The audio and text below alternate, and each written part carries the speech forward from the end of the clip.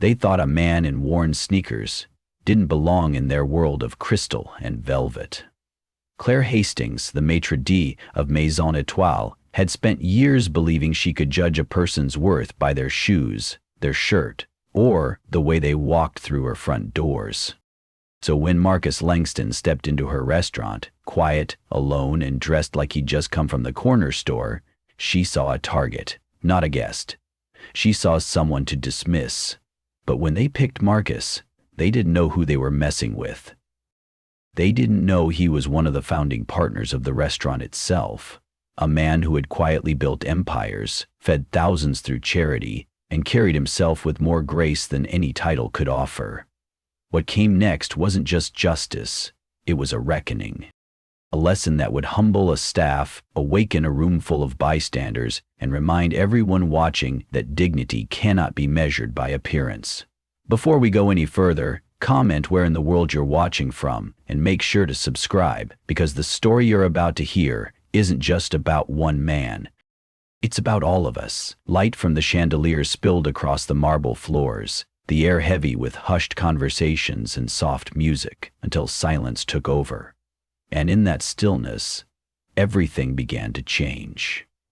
On a quiet Thursday evening, the kind where city lights blur into a soft haze and people drift toward places of comfort, a tall, broad-shouldered man named Marcus Langston walked into Maison Étoile, one of the most exclusive restaurants in downtown Los Angeles. His clothes were plain, a gray sweatshirt, faded joggers, and a pair of sneakers that had clearly weathered time. He carried no reservations, no entourage, and no visible signals of status, just the calm presence of someone who'd seen too much of the world to care what it thought of his shoes.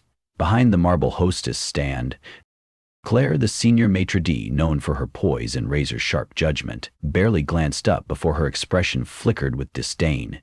To her, he wasn't a guest. He was a mistake. Her eyes scanned his outfit, and with a rehearsed smile masking her skepticism, she asked in a voice loud enough to draw a few curious stares. "Are you sure you're in the right place?" The question hung in the air, not just a query, but a public challenge.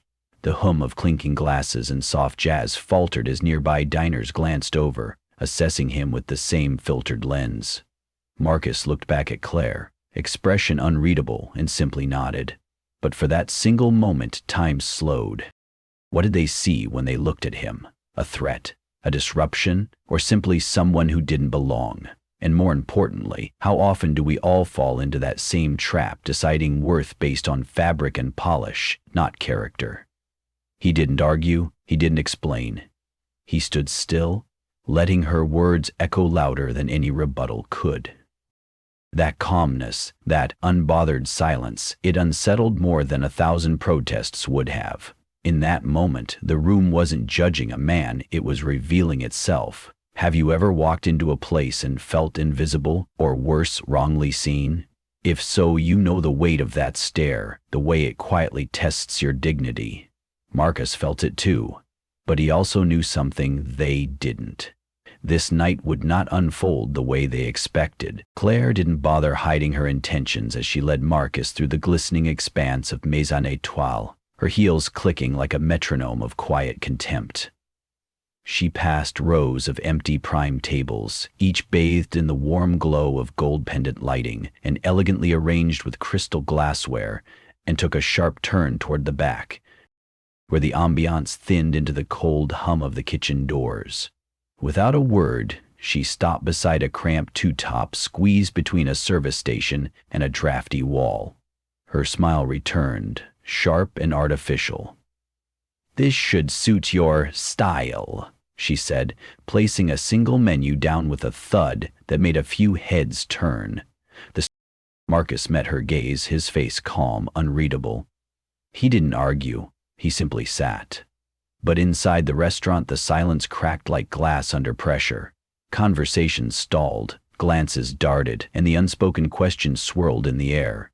Who was this man, and why was he so composed? Claire lingered by the table just long enough to twist the moment further, then turned with a smirk and walked away, loudly telling a nearby waiter, "Give him time, he'll leave once he sees the prices." The words, meant to humiliate, traveled like a whisper through velvet, soft but cutting.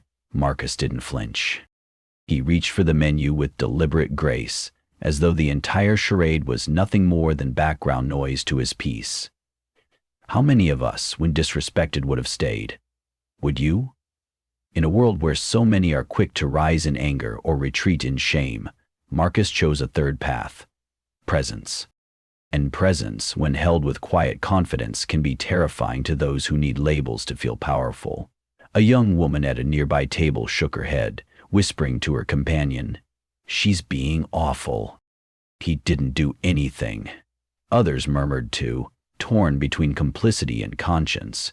Claire thought she had controlled the moment, but what she hadn't realized was this: every step she took to diminish him only made her smaller in the eyes of the room, and Marcus, seated in the worst spot in the house, was slowly becoming the center of it. Marcus unfolded the menu with the same measured calm one might reserve for reading a poem, his fingertips brushing against the edge as if savoring the moment rather than rushing it. The tension in the room simmered, thick and unspoken, like a kettle just before it whistles. Claire returned, lips pursed, eyes scanning him with the smugness of someone expecting to be proven right. "Would you like me to explain the pricing?" she asked, her voice dipped in sugar but sharpened like a blade. She tapped a manicured finger against the most expensive dish on the page, the Côte de Bœuf Maison, a $375.00 signature plate.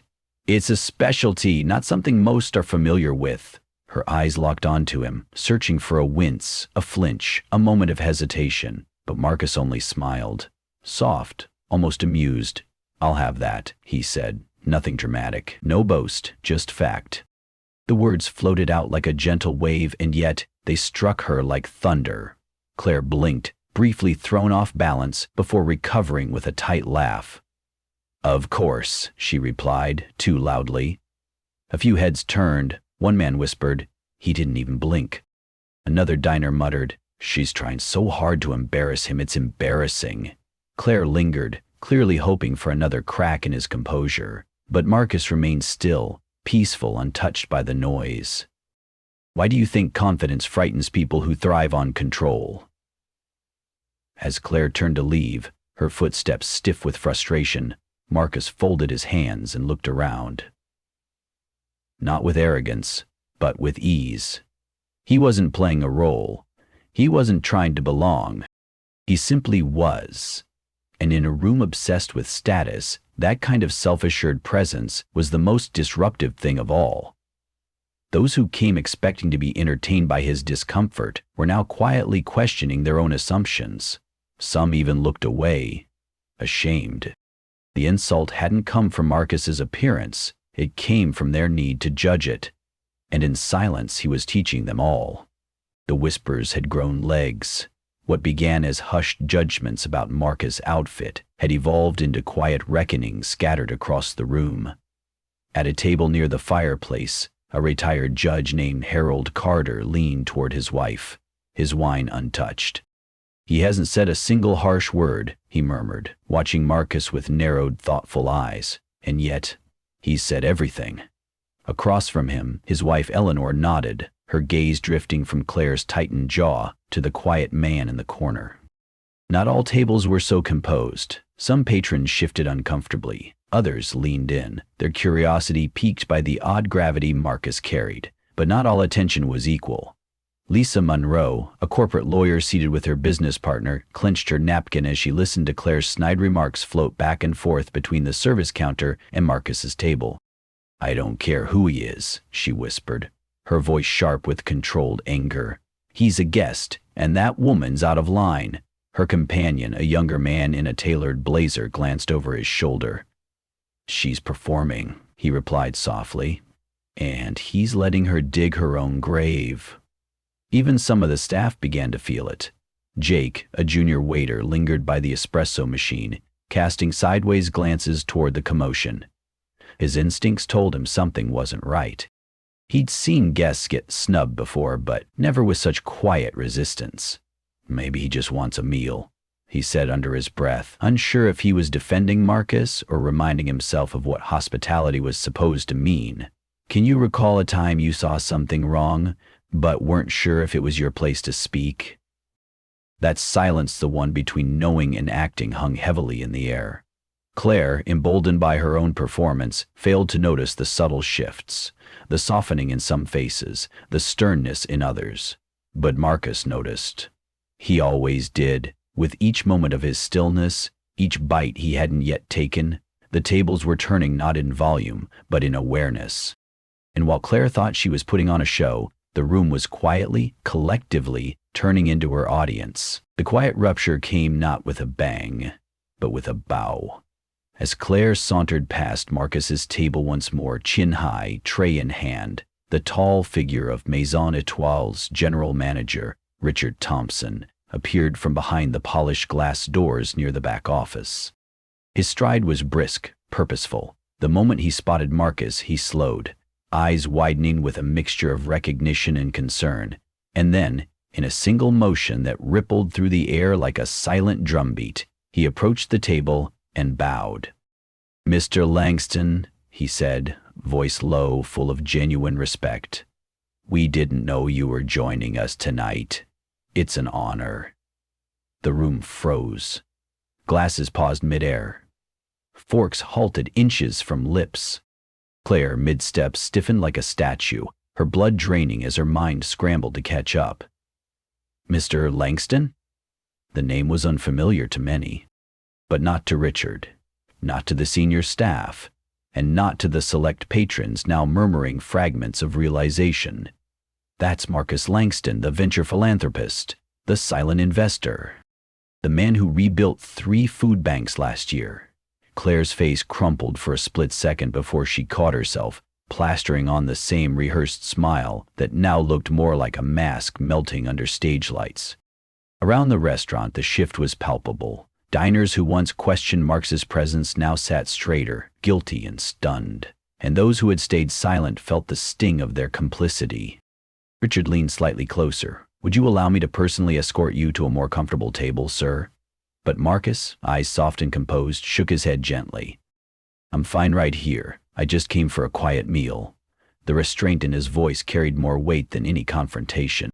Had you ever witnessed a moment so humbling, so sudden, that it left someone exposed without a single raised voice? That was this moment.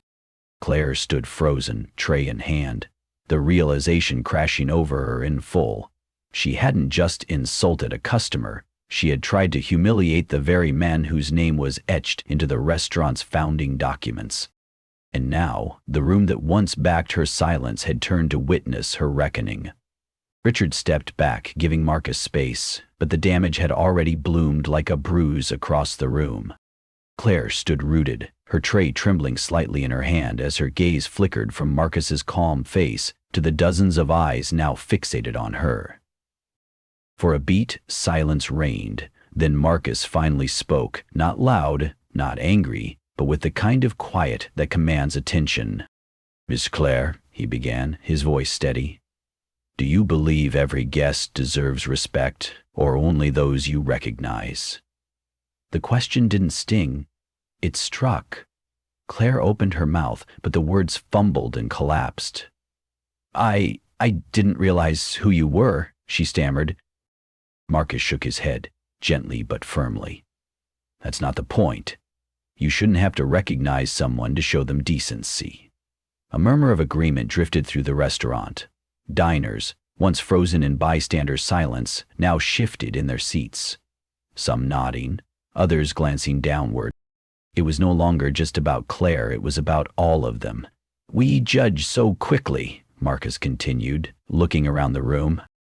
"By clothes, by tone, by assumptions we carry like armor." His eyes settled back on Claire, not condemning, but clear. "Respect isn't a reward. It's the baseline." And with those words, a mirror was held up, not just to one person, but to everyone present. How many of us have mistaken someone's quiet for weakness, their humility for irrelevance? Claire's shoulders sagged, and her voice dropped into something more human. "I'm sorry," she whispered, truly. For the first time that evening, she wasn't performing. Marcus gave a faint nod, as if accepting the apology not for himself but for the principle behind it. The restaurant, still cloaked in its elegance, had become something else entirely, a classroom. Not in fine dining, but in decency. And no one who sat there that night would forget the lesson, because some truths don't need to be shouted. They simply need to be heard. As the evening waned and the last of the entrees were cleared, the soft hum of conversation returned to Maison Étoile, but it was different now, quieter, more thoughtful. Marcus remained seated, still in the far corner, still in his gray sweatshirt and worn sneakers, yet now he was surrounded not by suspicion, but by reverence. Claire had retreated to the back, her once proud stride replaced by measured steps, and a weight in her chest she couldn't quite name. But when Richard gathered the staff for a quick meeting before close, Marcus surprised them all by asking to speak. He didn't scold. He didn't shame. Instead, he stood at the center of a circle of servers, cooks, and managers, his voice calm, his hands loosely clasped in front of him. "Every one of us," he said, "has misjudged someone. That's human. What matters is what we do after we see our mistake." Claire's eyes glistened. She didn't hide it, and when Marcus looked at her there was no malice, only a quiet challenge. "This isn't about me," he continued. "It's about the next guest who walks in wearing the wrong shoes, speaking the wrong way, or sitting at the wrong table. Will you treat them as less, or will you treat them as people first?" The staff stood silent, the gravity of his words sinking deep. Have you ever wished you could take back a moment where you failed to see someone for who they really were? That wish hung heavy in the air. Then, slowly, heads began to nod. Not out of obligation, but from reflection. When Marcus left the restaurant, the sidewalk outside glowed with the soft shimmer of Beverly Hills streetlights, and for a long moment he stood still, looking back at the glass facade behind him. Maison Étoile wasn't just a restaurant anymore. Tonight, it had become something else. A reminder that kindness costs nothing, but changes everything. Inside, Claire remained, wiping down menus with hands that trembled, not from shame, but from the beginning of transformation. And outside, Marcus walked alone, his steps light, his message heavy, carried now not just by him, but by everyone who had witnessed it.